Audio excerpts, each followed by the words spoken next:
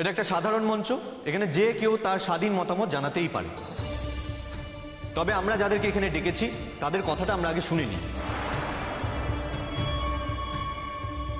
ঠিক কি কারণে শবনমের মতন একটা মেয়েকে এরকম একটা নরকীয় অত্যাচারের শিকার হতে হয়েছে সেদিন, আমি স্বপ্নদীপের কাছে জানতে চাইব।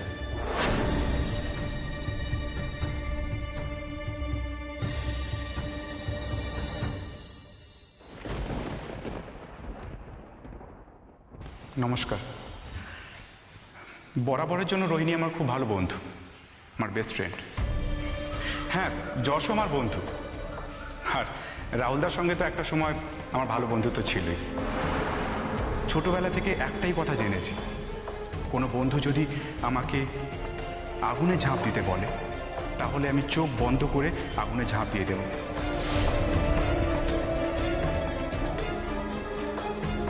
আমার যে কোনো বন্ধুর জন্য আমি তা করতে পারি, তো সেখানে রোহিণী আমার বেস্ট ফ্রেন্ড। ওর জন্য যেটা আমি করব এটা স্বাভাবিক। তাই রোহিণী যখন আমার কাছে এসে এই কথাটা বলল যে শবনম রোহিণীর জীবনটা জ্বালিয়ে পুড়িয়ে শেষ করে দিচ্ছে,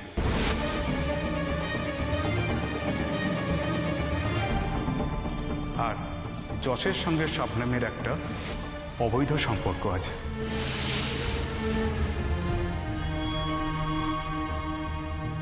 আর সেই সম্পর্কের জন্য রোহিণী দিনের পর দিন রাতের পর রাত কষ্ট পাচ্ছে।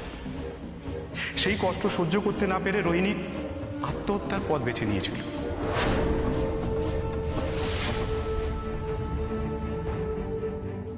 এরকম অনেক দিন হয়েছে যে আমি রোহিণীকে এরকম সিচুয়েশন থেকে বাঁচিয়ে এনেছি। তাই রোহিণী যখন আমার কাছে এসে বলল যে আমার এতদিনের বদলা এবার আমিও নিতে চাই স্বপ্নদীপ, তুই কি বন্ধু হিসেবে আমাকে কোনো সাহায্য করতে পারিস না?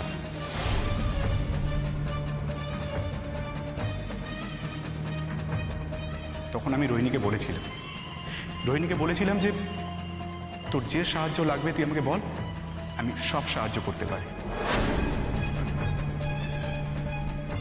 তোর জন্য আমি সব করতে পারি রোহিণী। তখন রোহিণী আমায় বলেছিল যে শবনম যেমন রোহিণীর জীবনটা নষ্ট করে দিয়েছে,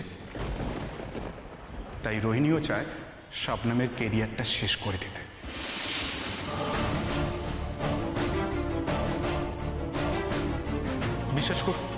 বিশ্বাস করুন আপনারা, আমি সত্যি জানি না যে যশের সঙ্গে শবনমের কি সম্পর্ক,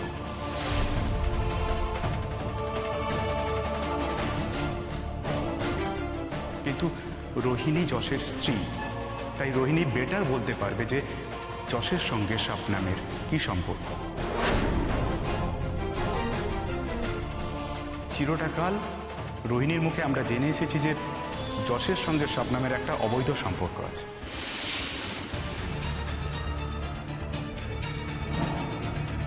আর সেই অবৈধ সম্পর্কের জন্য রোহিণীর জীবনটা একেবারে যন্ত্রণায় অপমানে একেবারে তছনছ হয়ে যাচ্ছে। দিনের পর দিন রোহিণীর এই যন্ত্রণার কথা শুনতে শুনতে একটা সময় আমাদের মনে হয়েছিল যে না, একটা মেয়ে যখন আরেকটা মেয়ের এতটা ক্ষতি করতে চাইছে,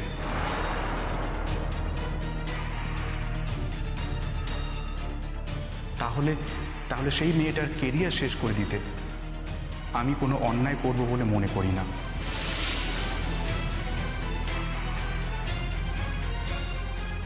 তাই রোহিণী যখন আমার কাছে এসে বলল যে স্বপ্নদীপ তুই এই কাজটা আমার জন্য করে দে, তখন আমি রোহিণীকে বলেছিলাম যে তোর জন্য আমি নিশ্চয়ই এই কাজটা করে দেব,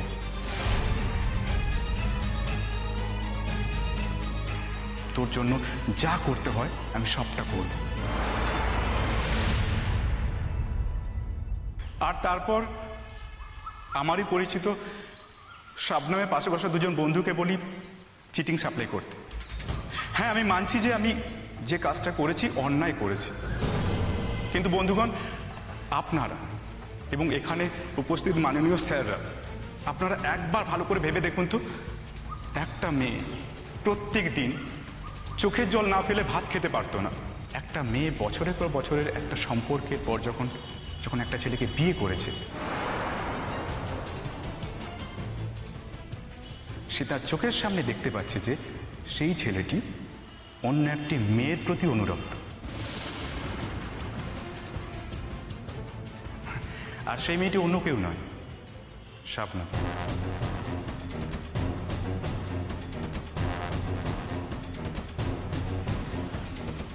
আর সব থেকে মজার কথা হলো যে শাবনম ওদের বাড়িতেই থাকতো।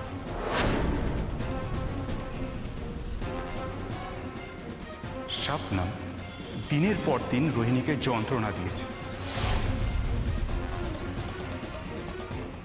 রোহিণীর চোখের সামনে যশের সঙ্গে অবৈধ সম্পর্ক রেখেছে।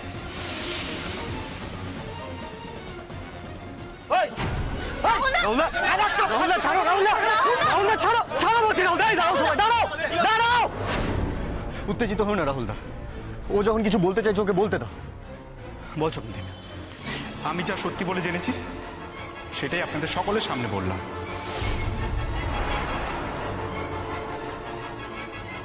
হ্যাঁ, যশকে অপমান করার কোনো ইচ্ছে বা ইন্টেনশন আমার ছিল না, কারণ যশকে আমরা সবাই ভালোবাসি। তাছাড়া যশ আমাদের কলেজের সেরা ছাত্র, কিন্তু যশের অন্য দিকটাও আপনাদের জানা দরকার।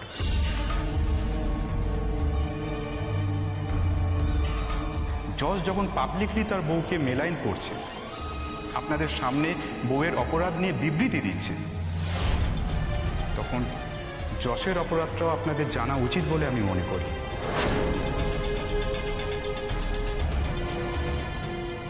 ব্যাস, আমার আর কিছু বলার নেই। ও হ্যাঁ, ওই কাজটা যদি আমার অন্যায় হয়ে থাকে তাহলে আমার থেকে লক্ষ কোটি গুণ অন্যায় করেছে শাবনম।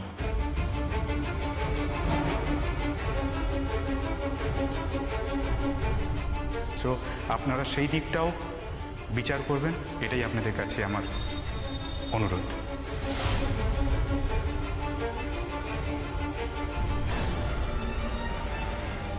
স্বপ্নদীপ ওর কথা বলেছে, এরপর স্বপ্নদীপের বিরুদ্ধে কি সিদ্ধান্ত নেবেন তার দায় জনগণের। এটা জনসভা, আপনারা যা ঠিক করবেন তাই হবে। এবার আমি রোহিণী বোসকে ডেকে নিচ্ছি ওর কথা বলার জন্য।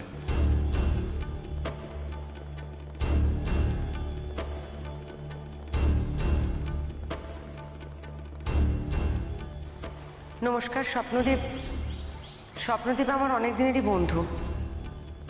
আমি নিজে দুঃখ কষ্টে জর্জরিত হয়ে স্বপ্নদীপকে এই কথাগুলো বলেছিলাম।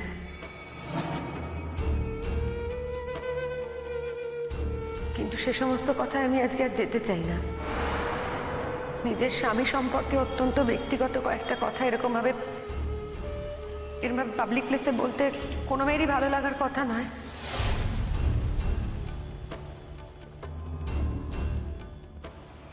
আমারও ভালো লাগছে না, বা নিজেকে এতগুলো লোকের সামনে ছোট করতেও ভালো লাগছে না।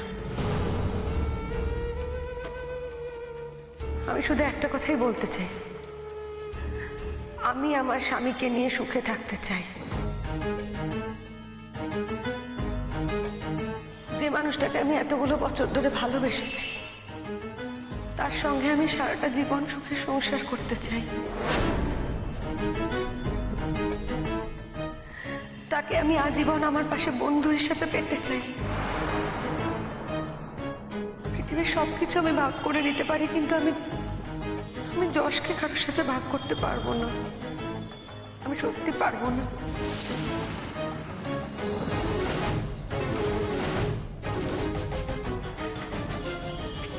হ্যাঁ, এত কিছু বলার পরেও এ কথাটা অবশ্যই সত্যি যে আমি যেটা করেছি সেটা অন্যায়।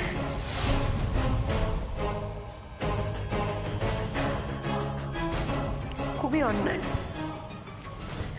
যত রাগই হোক, যাই হোক, এই কাজটা আমার করা উচিত হয়নি। আমি অপরাধ করেছি, আমি অন্যায় করেছি।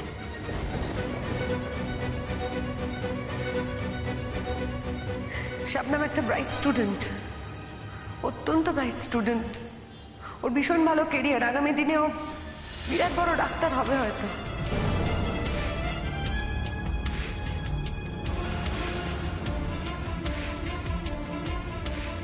তাই ওর এত উজ্জ্বল কেরিয়ারটা নষ্ট করতে চাওয়া আমার আমার একদমই উচিত হয়নি।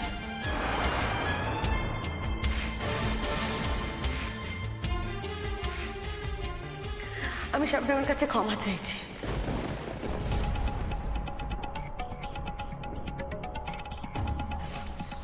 হাত জোর করে ক্ষমা চেয়ে নিচ্ছি।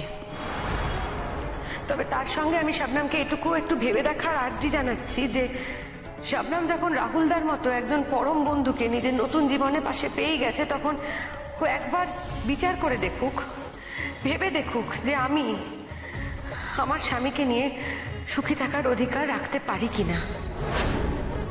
শবনম চাইলেই আমি আর যশ সুখী থাকতে পারি।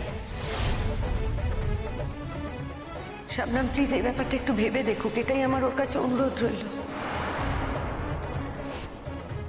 বিবেচনার ভার আমি শবনমের হাতেই তুলে দিলাম।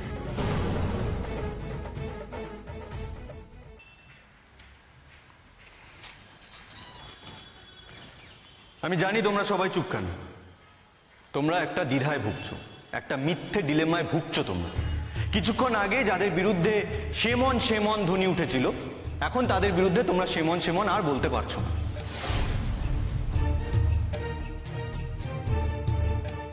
বরং তোমরা হয়তো যশ আর শবনমকে নিয়ে এই সেমন সেমন কথাটা বলতে চাইছো, কিন্তু খুলে প্রকাশ করতে পারছো না। আমি আমার স্যারদের, তোমাদের সকলকেই এখানে ডেকেছি একটা কারণে। সেদিন শবনমের সাথে যে অন্যায়টা হয়েছিল সেটা সবার সামনে প্রকাশ করার জন্য। এই অন্যায়ের পেছনে কারা ছিল সেটা নির্দিষ্ট করে সবাইকে জানানোর জন্য।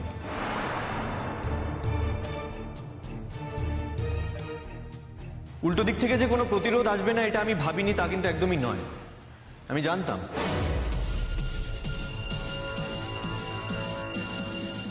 আর প্রত্যাশিতভাবেই কিন্তু এই প্রতিরোধটা এসেছে, কিন্তু এভাবে আসবে, ব্যক্তিগতভাবে আক্রমণ হবে, এটা আমি কখনো ভাবিনি।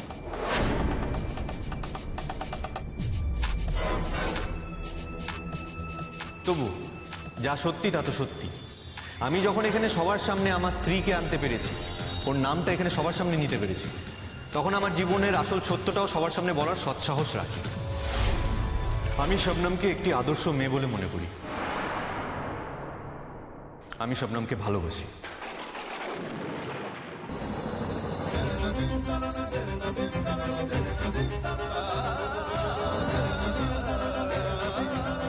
শবনমের সঙ্গে যে আমার শুধু নরনারীর ভালোবাসা তা কিন্তু নয়। শবনমের সঙ্গে আমার এক অবিচ্ছেদ্য বন্ধন, আর সেই বন্ধন হলো মানবিকতা, সেই বন্ধন বিশ্বাসের, সেই বন্ধন ভরসা।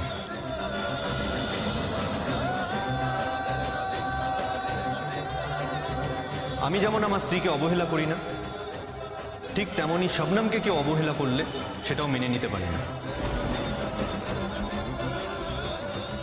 এই কথাগুলো খুব পার্সোনাল, ব্যক্তিগত কথা এগুলো। এই কথাগুলো এখানে আসা উচিত নয়, এরকম সবার সামনে এগুলো বলা উচিত নয়। কিন্তু আমাকে যখন ব্যক্তিগতভাবে আক্রমণ করা হয়েছে, তখন নিজেকে ডিফেন্ড করার জন্য এই ক্ল্যারিফিকেশনগুলো দেওয়াও আমার দরকার।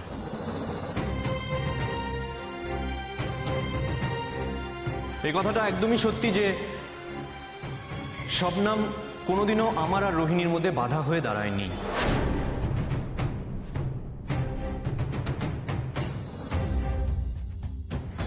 শবনম যদি চাইতো তাহলে আজকে রোহিণীর সাথে আমার বিয়েটা হতো না, বিয়েটা আমার সাথে শবনমের হতো। আর শবনম চায়নি বলেই আমার আর শবনমের সংসারটাও হয়নি। এ কথাও সত্যি। আমরা সবাই একটা বৃহত্তর সংসারে বাস করি। এই সংসারের বন্ধন আমাদের কোনোদিনও কাটবে না। একজন মানুষের আরেকজন মানুষকে পছন্দ এবং অপছন্দ করার স্বাধীনতা আছে, আর সেই স্বাধীনতা অনুযায়ী আমি শবনমকে পছন্দ করি।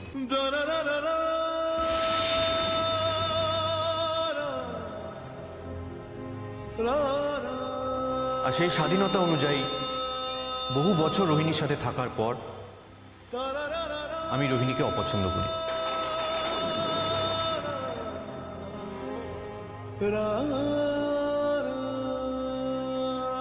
রোহিণীকে আমি চিরকালের মতন মুক্তি দিতে চেয়েছিলাম। এই কথাটা যেমন সত্যি, তেমন এটাও সত্যি, শবনম আমাকে মুক্তি দিয়ে চলে গেছে।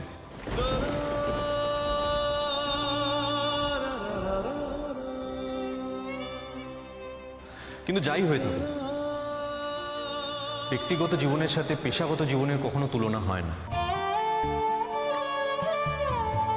শবনমের পরীক্ষাহানি করা, ওর ক্যারিয়ার বিসর্জন দেওয়ার কথা যদি কেউ মনে করে থাকে,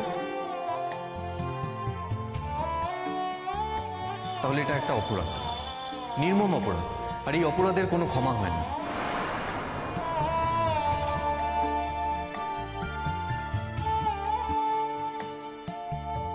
আর যেই অপমান শবনমকে সহ্য করতে হয়েছিল, যারা শবনমকে অপমান করেছিল,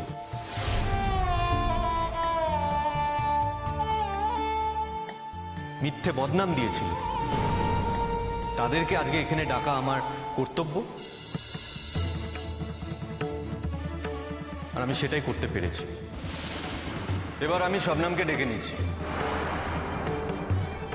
অনেকক্ষণ ধরে আমরা অপেক্ষা করে আছি শবনম ওদের ক্ষমা করেছে কিনা এটা জানার জন্য।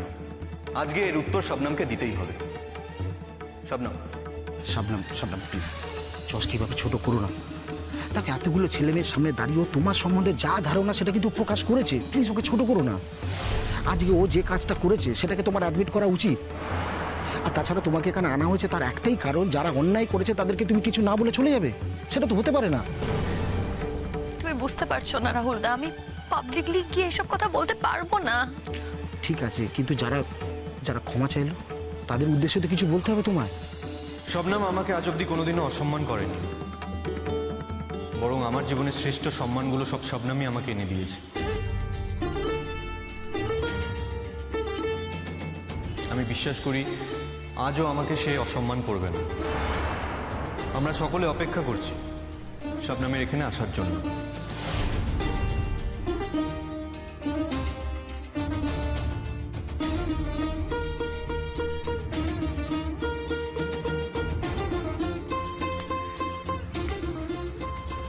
নমস্কার। না খেতে পাওয়া ঘরের মেয়ে আমি, গ্রামে আমার বাড়ি, তবু আমার ডানারা স্বপ্ন দেখেছিল আকাশে ওড়ার। আর তাই আজ এই মেডিকেল কলেজের 3rd ইয়ারের স্টুডেন্ট আমি। আমার এই জীবনের জন্য, আমার এই পাওয়ার জন্য আমি দুজনের কাছে ঋণী।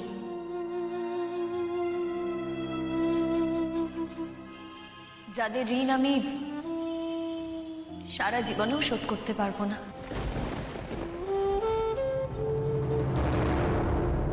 আমার এই জীবনের জন্য, আমার এই পাওয়ার জন্য আমি দুজনের কাছে ঋণী। যাদের ঋণ আমি সারা জীবনেও শোধ করতে পারবো না।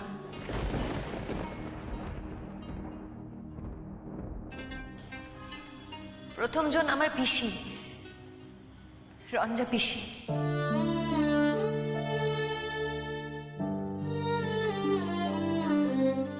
আর দ্বিতীয়জন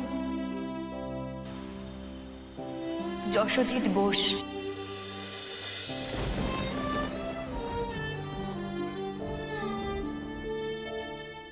যশদা। যারা এই ঘটনাটা ঘটিয়েছে, যারা আমার সাথে এই অন্যায়টা করেছে, তাদের প্রতি আমার কোনো ক্ষোভ নেই।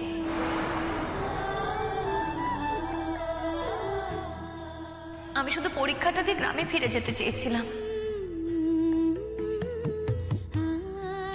আর পরীক্ষাটা দেওয়া না হলে তো আমি গ্রামে কখনো ফিরে যেতে পারতাম না।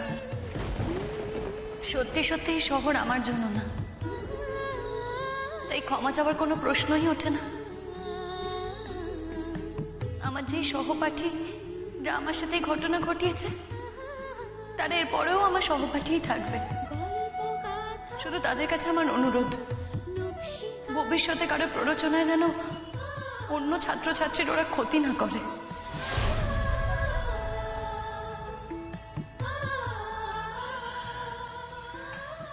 রোহিণী দি আর স্বপ্নদীপ দা আমার সিনিয়র।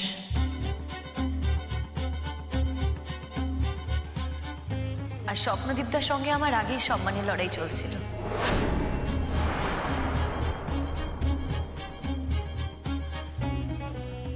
কি হয়েছিল সে কথা আমি এখানে টানতে চাই না, কিন্তু এখানে অনেকেই উপস্থিত আছে যারা জানে যে সেই দিন কি ঘটনা ঘটেছিল।